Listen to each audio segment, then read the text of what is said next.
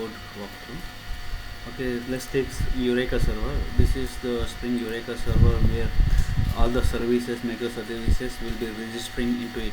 So it does nothing but hosting the services so that any consumer can identify the service. And so here we are just enabling it using the annotation. So using these annotations, basically the Eureka server will be up and running and performing the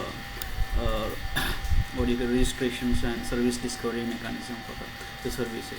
So this is the whole purpose of Eureka server.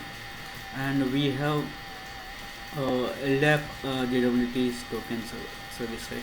So basically in this what we are doing is that we are generating the tokens, JWT tokens for the user identified. So what we are doing is basically we are connecting to LDAP, connecting to the LDAP.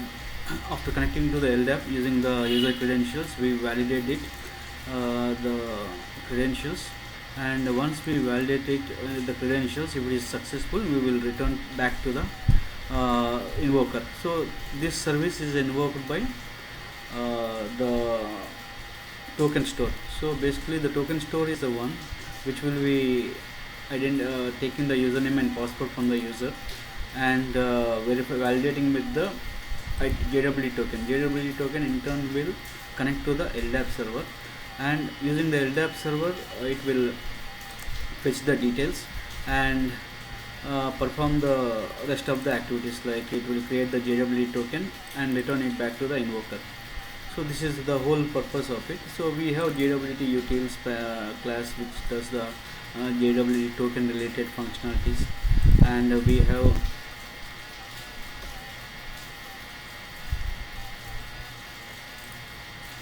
okay, so this is in the web security configuration. This is where the actual invocation to LDAP is occurring.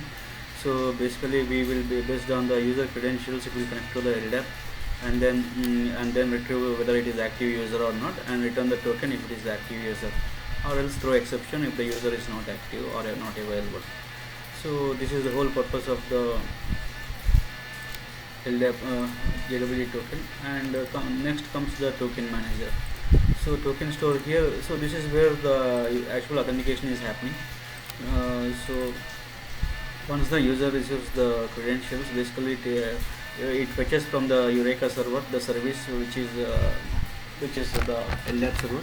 So after retrieving the service, it invokes that service, and then if it receives the tokens, once it receives the JWT token, it creates the session token as well, and the service token, and persists in the H2 database, which is in-memory database.